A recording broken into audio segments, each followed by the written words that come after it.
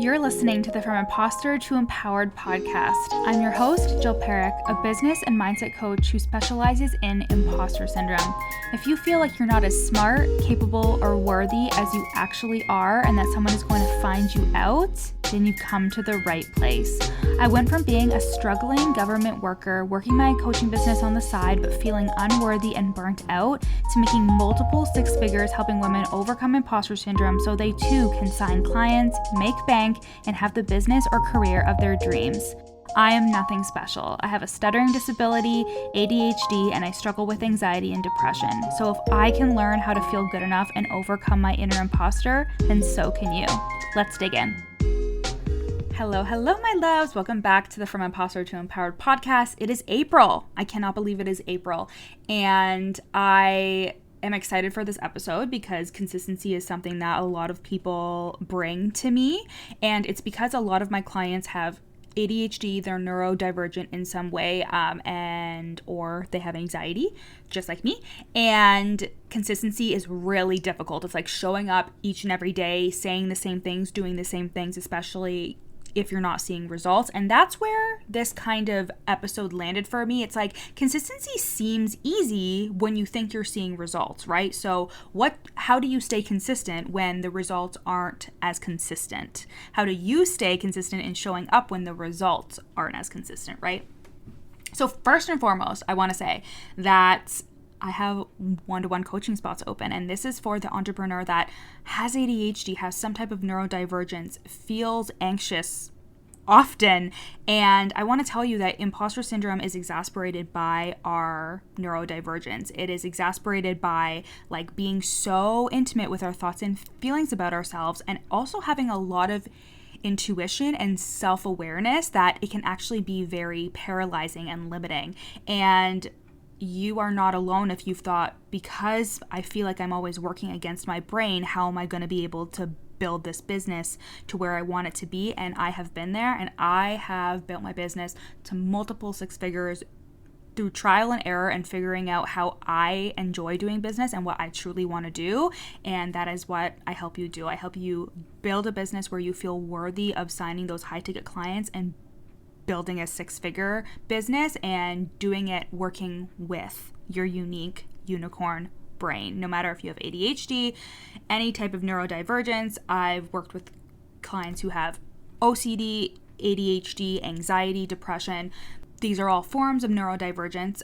It's just when your brain functions differently than a normal, mentally well person. And it's really what makes you special. It really is meant to help you work within your business instead of making it work against you, right? So that is what we do. We help you sign high ticket clients and build a six-figure business using your special unicorn brain.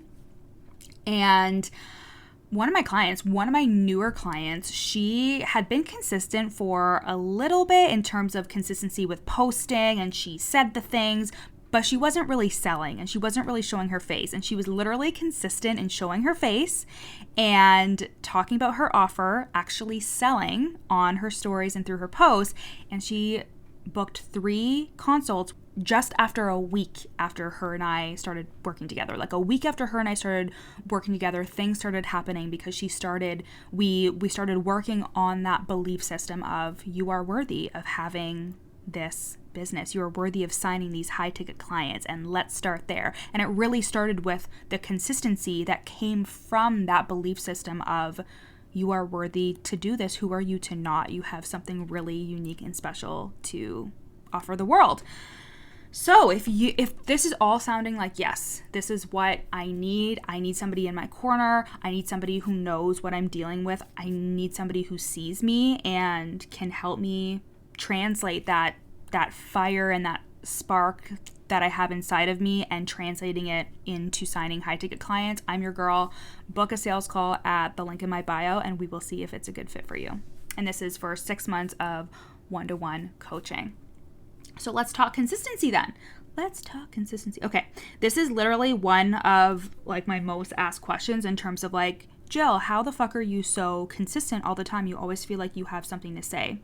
And I first and foremost want to say that one of the many reasons why I'm so successful and why I'm so consistent as well is because I truly believe that everything I say has value. And I know that that sounds very like everything you say. Yes, everything. Like, I truly believe that when I show up and I say even like the smallest thing, somebody is reading it, they are integrating it, they are either relating to it or they're learning from it. I truly believe that.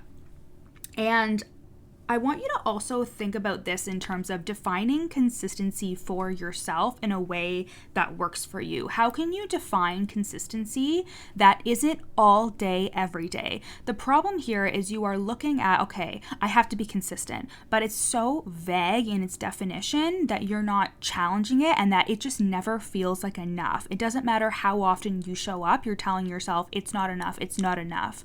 And that is coming from the fact that the very definition of consistency inside of your brain is all day, every day, all the time. But that is not the definition of consistency. At least it's not for me.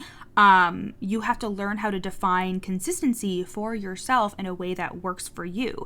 And when we are actually creating a structure for ourselves, we allow ourselves to flow within that structure. So getting on a schedule that gives you a little bit of structure that you created, so it isn't something that somebody tells you to do. And this could look something as simple as, okay, my version of consistency is I'm going to show up every day. I'm going to post one series of stories in terms of a mini training or a lesson. And I'm going to do that 5 days a week, and that is going to be my definition of consistency. And just creating that structure allows you to flow within it. When I was working full-time, I did have a social media manager, but she would only post things for me, and that was because I was at work, and in our building I didn't get a ton of service, so it would actually be really hard and I had undiagnosed ADHD, so I would always forget to upload my post. And so I unknowingly worked with myself in terms of being like, okay, I always forget to post, and then it always like creeps up on me and I get really stressed out being like, fuck, I have to post something. So how I rectified that, again, I was undiagnosed. I had no idea that I had ADHD, but this made so much sense to me, was that I worked on my content the week before. I actually used to do it like a month in advance, which is crazy. So I would work on it a month or a week in advance, whatever was happening for me at the time. If I was super, super, super prepared, then it would be a month. But if I was just like flying by the seat of my pants, it would be a week. And I would create the content, and then I would put it in a Google Doc, and I would tell my social media manager, okay, I want these posts, here's the picture, here's the caption, uploaded at this time on this date. And so we had a schedule. And sometimes I would be on my lunch break and I would open my Instagram and be like, oh yeah, she posted, great. And that structure gave me the flow that I needed, and it helped me feel like I am doing enough. Because again, the stress of being like, okay, it's a new day, I have to make a post, there was so much pressure on me. And how I alleviated that pressure was working within the structures that I created for myself. So get on a schedule that gives you structure, but that you can create flow from. Because for example, if I was like, okay, I don't know what to talk about today, but then I would open up my app and my social media manager had posted my post, I would be like, oh yeah, I did write that caption about XYZ. I'm going to talk about that on stories today because it was obviously pertaining to my caption. And that's how I created flow that way, because I also don't expect myself to be inspired 24/7. And you shouldn't do that either. You know, like a part of having imposter syndrome when you're neurodivergent is wandering back and forth thinking, am I actually smart or gifted or good enough, or am I not? Because there are times when you don't always have inspiration. There are times where you don't always feel like you know what you're talking about, and you actually feel like you draw a blank a lot of the time. Is this sounding familiar? But then there's times where you're fucking on fire and you have so much information, and so you are just on fire spouting out all these ideas. And I have learned to work with that And when I have times where I feel like I'm drawing a blank, I have a bank of information that I can tap into, or I'm just like, it's not my day today. It's not my day, and that's all right. I don't make it mean anything, but I could have very well taken that and taken all those times where I didn't feel like I had any information in me or I had anything to say and be like, well, I guess this means I'm not good enough, when really it just meant my energy was off or whatever. So I had a bank of information that I could pull from. And usually as I start talking about things like podcasts, like sometimes I'll be like, okay, I have an idea. How am I going to talk about it? Sometimes I just have to start talking into the mic and doing it a couple times and then being like, oh, okay, yes. And then I get all these ideas. Like I really just riffed on that point in my government career where I would be working all day and then I'd be like, fuck, I didn't have a plan. So I created a structure out of that so it would work for me, right? And just like in this situation, I got that example because I was talking about this process of consistency, and I remembered that. So a lot of the time I will get inspired and get excited about things. I just don't always start off that way, and that's okay, but that's why I have my bank of information to pull from. I have my notes app, voice memos, all these other things where I know that I have a lot to say, and sometimes it just needs to be activated. So I think this also happens, like this view of consistency feels very stable. You know, like we view consistency as like all the time stable, like very, very flat in terms of the way that we're viewing it, instead of seeing it as like waves, that like there's going to be waves of times where like we have a lot to say, as I was saying, and there's going to be waves of times where we feel like we have to pull from our inspiration bank, or we have to pull from our notes, or pull from our journal, or watch a video, or listen to something that like spurs that creativity, right? So maybe even giving yourself a visual of like consistency looks however I decide for it to look. Again, creating that structure, but maybe visualizing the consistency as something that's like up and down or waves, instead of seeing it as just a straight line, always giving value, always being good enough, always, always, always. And remember, with your neurodivergent brain, all or nothing is something that comes up a lot for you. So all or nothing, having an all or nothing kind of thinking pattern is like, I'm either consistent all the time, or I'm not good enough, or I'm not doing enough, or I'm not being consistent. A lot of my clients will come to me and be like, I didn't show up for a couple days, and they will think that their business has imploded, and they'll be like, everything's gone to shit, blah, blah, blah. And it's like, or you just took a break. It's all how you're reframing it, right? Like, it's kind of like if I take off Friday to Monday and I show up Monday morning, it's like, yeah, I took the weekend off. But like, why do I feel the need to say that? You know what I mean? It's not me being inconsistent. It's me having the weekend off. It's really how you're reframing that in your mind as well. So creating flow from structure, okay? So we talked about that. Viewing everything as transactional instead of compound interest, that is something that is also taking you away from being consistent. And that means that you're looking at every time you show up as an instant transaction in terms of, I'm going to say this and then I'm going to get a sales call, or I'm going to do that and then somebody is going to ask to work with me. That does happen. I'm not saying it doesn't. That absolutely does. But the consistency is what builds trust, and your body of work is being created on your social media, on your YouTube, like TikTok, Instagram, whatever you use, on your podcast. Have there been clients who have come to me because they heard one podcast episode, or they just found me and binged my entire podcast and then asked to work with me? Yes, that can happen. That can absolutely happen. But people don't get the opportunity to do that if you don't create a body of work. If you don't have a compound amount of work, that things are always working for you and they are always building upon each other. You cannot create a body of work if you're constantly putting something out there and thinking, okay, I hope this converts, you know? And of course we have people that have programs or downloads or whatever where it's like content that converts, but there truly is no right answer. There truly is no right thing that you could do or say that's going to get people to buy. It is more often usually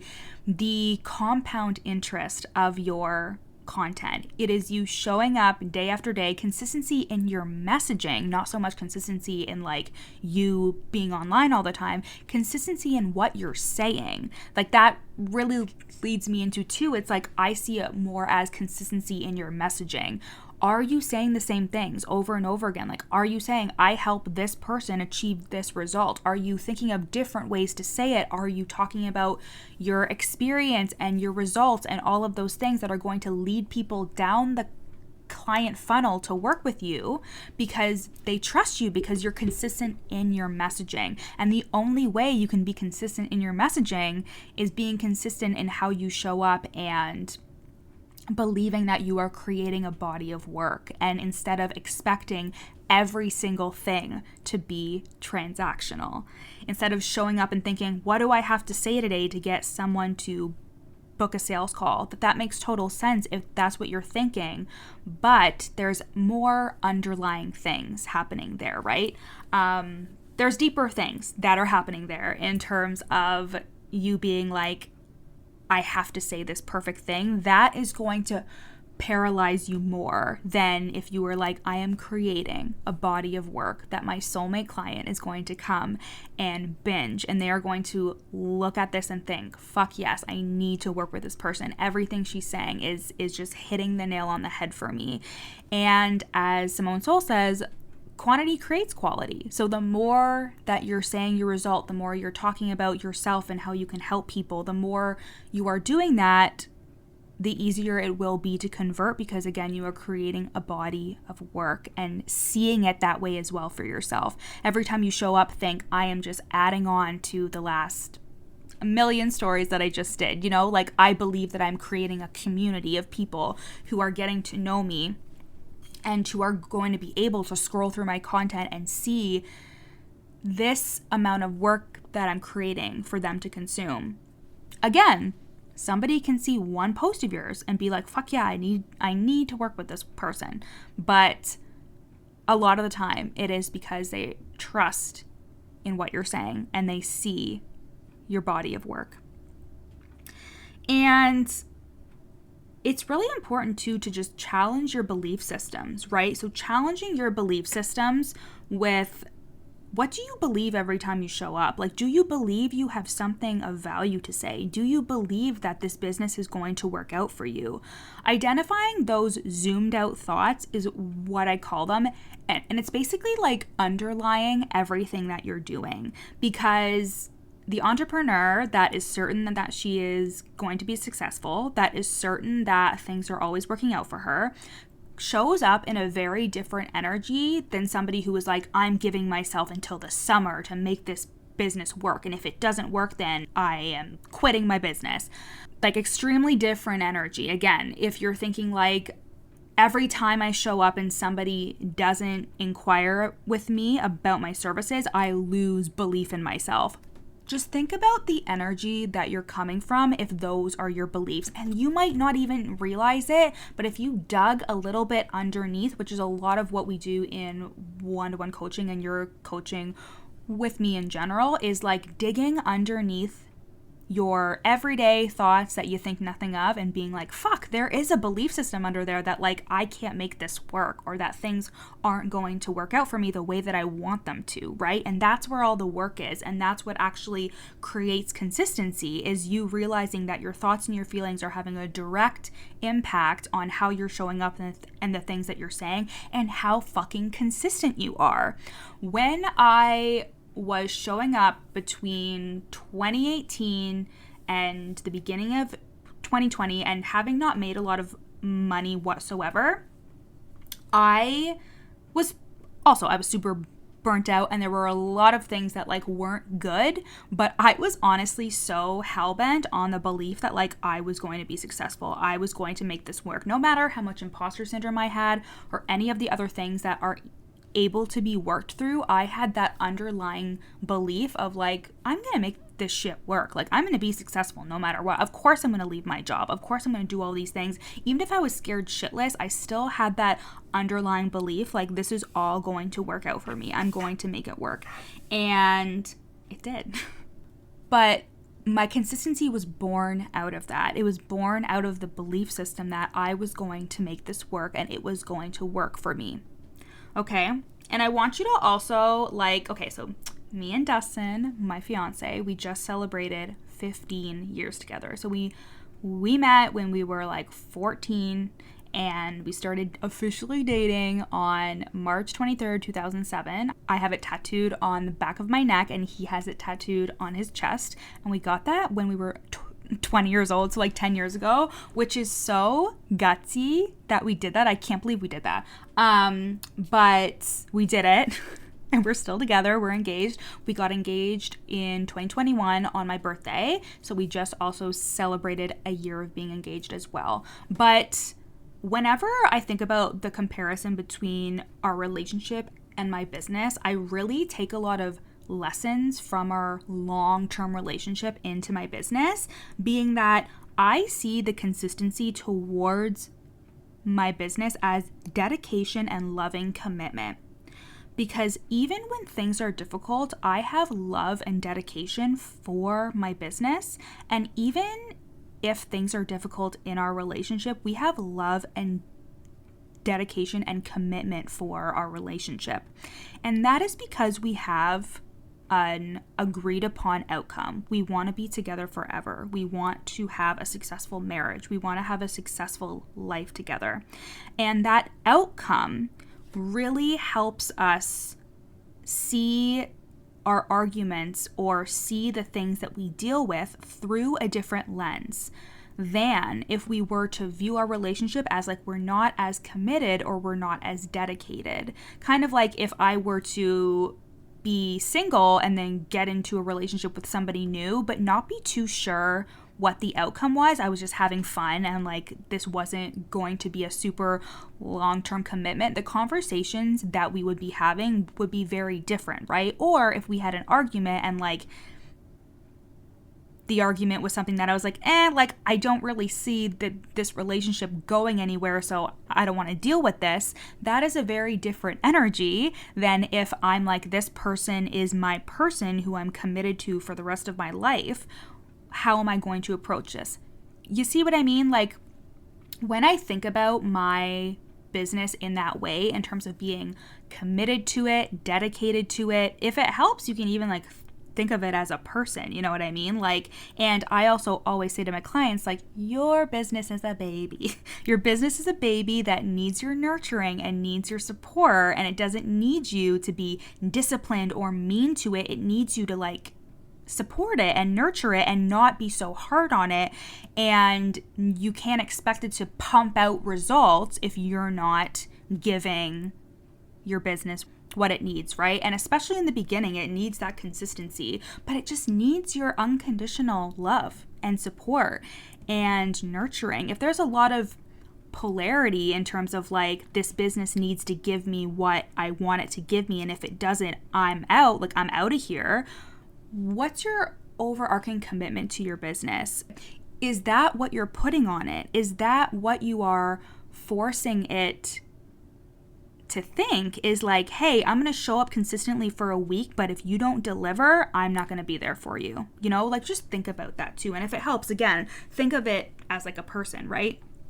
So as I was saying, like I really view mine and Dustin's relationship to the commitment and love that I have for my business. I feel like I'm in a long-term relationship with both Dustin and my business because it feels like there's nothing that my business can do or that I could experience where I would give up on her. There's nothing. Like I am there for her. I am dedicated to her, even if she pisses me off or even if I feel uncomfortable or even if there's uncomfortable conversations I have to have or things I have to do that I don't love. Like I'm still going to show up for her each and every day.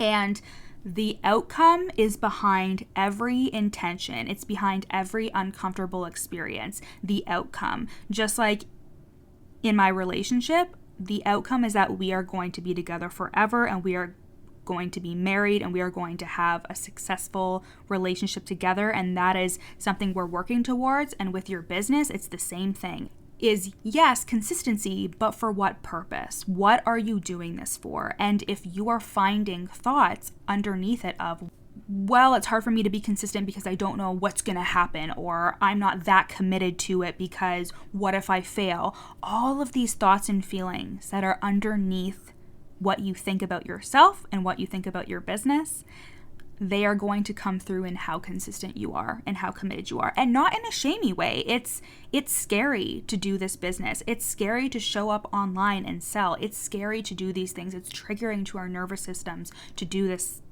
these things. But as always, your thoughts and your belief systems are going to be under how consistent you are in your business. So intangible, all that stuff that I just said, but tangible, getting on a schedule that gives you that structure so you can flow within the structure, and reminding yourself that consistency is something that you define. And if you are just thinking of it in a super vague way in terms of consistencies all the time and no matter what I do, it's not good enough, then that's also something to look at as well. So creating a structure that works for you, whether that's planning content or having an idea bank or an inspiration bank that you can pull from, creating that structure for yourself so you can flow within your structure, defining consistency in a way that works for you, and actually helps you stay consistent instead of makes you shame yourself and feel like crap about yourself and your business, and recognizing the underlying thoughts and beliefs that are behind your lack of consistency, or that are behind your thoughts about being consistent and how hard, in quotations, you think it is, because it's really just a loving and dedicated commitment to your business and to yourself. You know, I was talking with a client, and we're going to wrap this up soon, but I was talking to a client, I was coaching her, and she was one of those people who is neurodivergent and has a complicated relationship in terms of like showing up for a while and then dropping off, and then showing up for a while, then dropping off. And it felt like she was constantly starting over. And I was like, at the end of the day, like, you not showing up for your business is just another way that you don't show up for yourself. And we were like, damn, potent. But the point of that being is that her business is something that she had to realize was something that she was committed to, right? And something that she was going to be there for and was going to nurture, just like her children that she nurtures every day, no matter how she feels. You know what I mean? So showing up for your business is just another way that you're showing up for yourself. It's just another way that you're like, I believe in myself. I believe in my capabilities. And I believe that there is a result out there for me, whether that's signing your next high ticket client or building a multiple six-figure business. That result is meant for me, and I believe that it's going to happen. Okay, so let me know how you like this episode. Go onto Your Coach Jill, send me a DM, and screenshot this episode, and again, tag me, add it to your story at Your Coach Jill. And if you are interested in working one-to-one with me, if you are interested in utilizing that beautiful special brain of yours, that unicorn brain of yours to sign high-ticket clients and build a six-figure business, then you're going to want to go to the link in my show notes and book a sales call. We can see if 6 months of one-to-one coaching is a good fit for you. Okay? I love you guys so much. See you next week.